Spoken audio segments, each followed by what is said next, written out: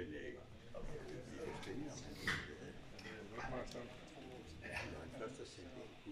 alle sammen, hjertelig velkommen til Grøndal Multicenter. Der venter sig en spændende kamp i dag, tror jeg, mellem to meget jævnbyrdige hold.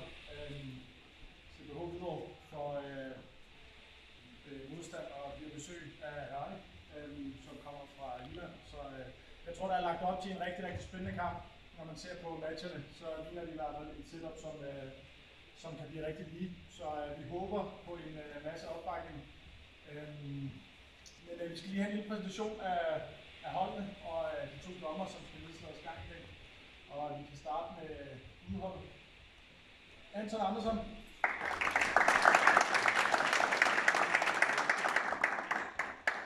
Emil Madsen. Isak Alfredsson.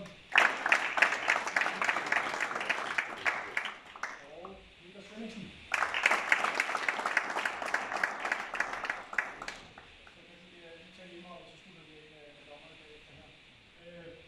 Timmer, Nora Dahlstrøm, Martin Frøseth,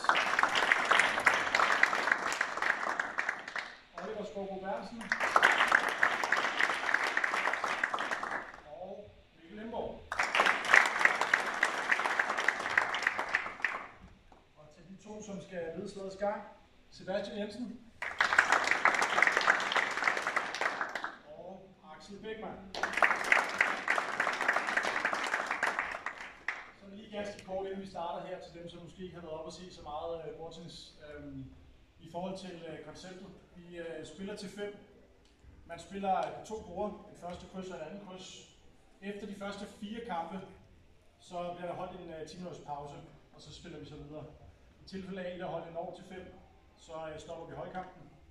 I tilfælde af, at det eventuelt skulle blive 4-4, så spilles der et golden set, hvor at de to holdledere vælger en kamp fra på skift, indtil der er en kamp tilbage. Så uanset hvad, så skal der findes en vinder. Men til 5 og på 2 borde. Yes, fuld gas, og tak for opbakningen og støtten. Vi kører på.